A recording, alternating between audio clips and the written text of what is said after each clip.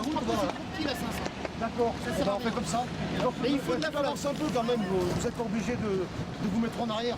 Ouais, un peu avant.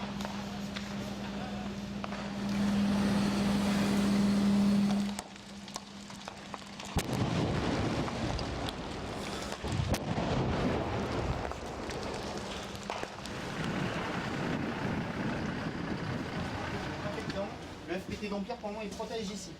Tu as une vraie problématique de fumée toxique ici. Donc dès qu'on est prêt, on prend le dévidoir, on fonce, on la pose, on l'établit.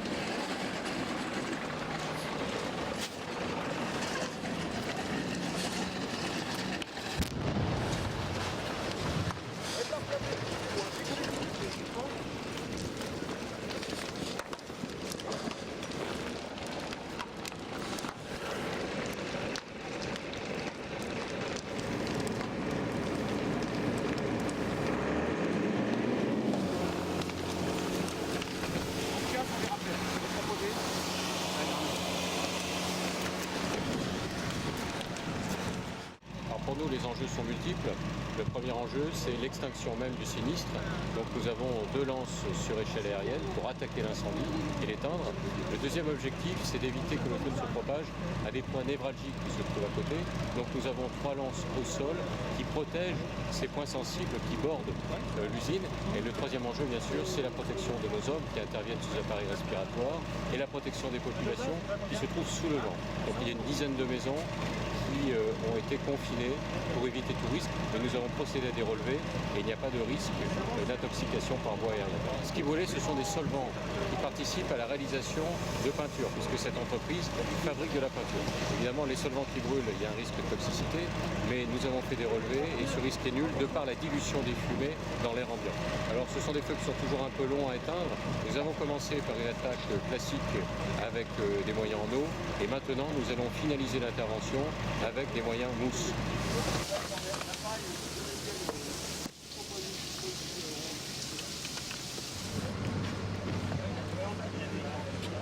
Ça pousse comment? On est comme ça pousse comme ça. Ouais, direction sud-sud-ouest. Donc le 1003 de Valsimer, notre message. Groupe horaire 1740. Groupe horaire 1740. Origine Valsimer Nord, destinataire code 1003, toute autorité.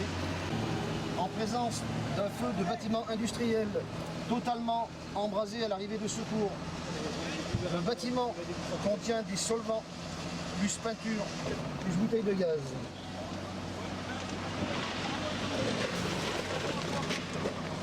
Les personnels procèdent à l'établissement de lance.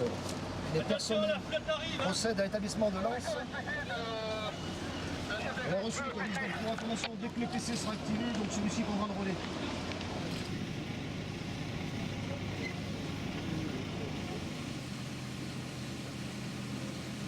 Tu vas faire pivoter le PC légèrement sur la gauche. On va s'occuper de la partie gauche et avec la plateforme tu vas me la baisser d'environ 15 degrés. Encore un petit peu. Non, arrête.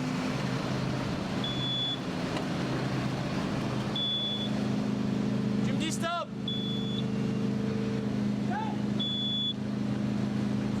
Alors les manœuvres entreprises ont été donc des lances à mousse.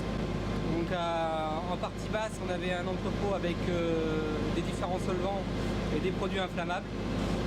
Donc nous avons établi 2 lances à mousse et également simultanément une lance en protection sur des bidons d'acide. En soutien, nous avons une cellule mousse qui nous a apporté l'émulseur nécessaire afin de combattre l'incendie et notamment l'entrepôt de solvants et d'acide. Donc, ça nous a permis de diminuer fortement l'apport calorifique à l'intérieur de l'entrepôt et des produits inflammables. Donc pour un feu de cette ampleur, on a utilisé une lance sur échelle qui a un débit de 1500 litres minute, qui est nécessaire pour l'extinction de ce foyer. La particularité de cette échelle, c'est qu'on n'a pas besoin de mettre de personnel en plateforme, elle se commande du bas en fait.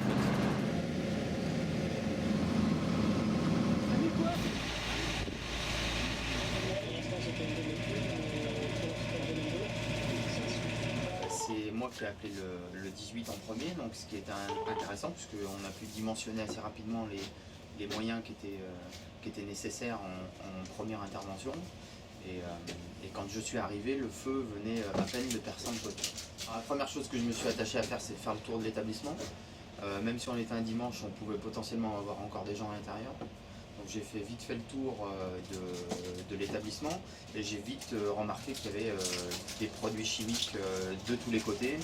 Alors la première chose que j'ai eu avec le CTA, c'est de faire le point sur les moyens qu'ils avaient engagés. Donc dès le début, on a su qu'ils avaient engagé 3 FPT, une échelle. Donc j'ai demandé assez rapidement moi l'engagement d'une deuxième échelle pour faire une attaque par le haut. Et ensuite, vite demander des renforts en moyens chimiques. Notamment, j'ai demandé d'entrer une CMIC complète. Évolution de la situation, un bâtiment de 400 mètres carrés qui est totalement embrasé à l'arrivée des premiers secours, avec d'importantes explosions dues aux produits chimiques qui étaient utilisés à l'intérieur.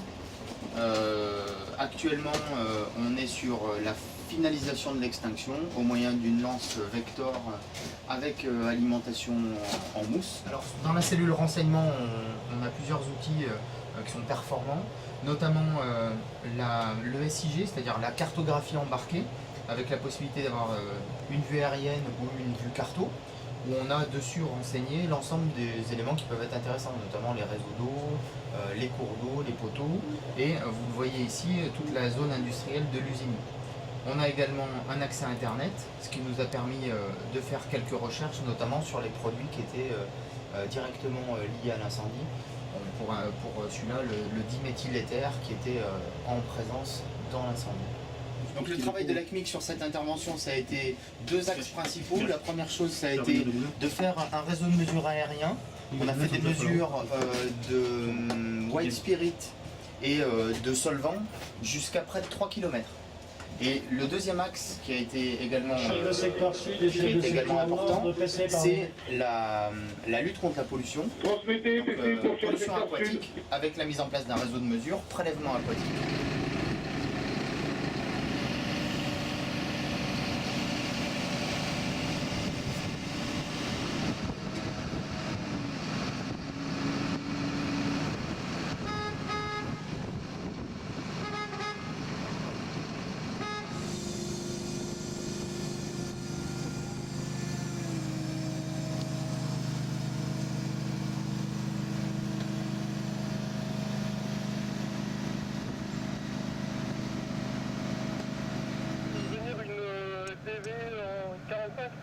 Je vais tenir sur l'échelle, Serge, il va faire l'extinction avec le PC. Nous avons reçu l'ordre d'établir une LDV 1000 sur pied, donc autonome, à proximité du bâtiment, afin de noyer celui-ci sans engager du personnel. Nous avons subi quelques explosions dans notre dos au moment de l'installation de celle-ci, avec des effets missiles sur l'entreprise d'à côté. C'est établi en protection du binôme qui installe la lance Vector. La Vector établie.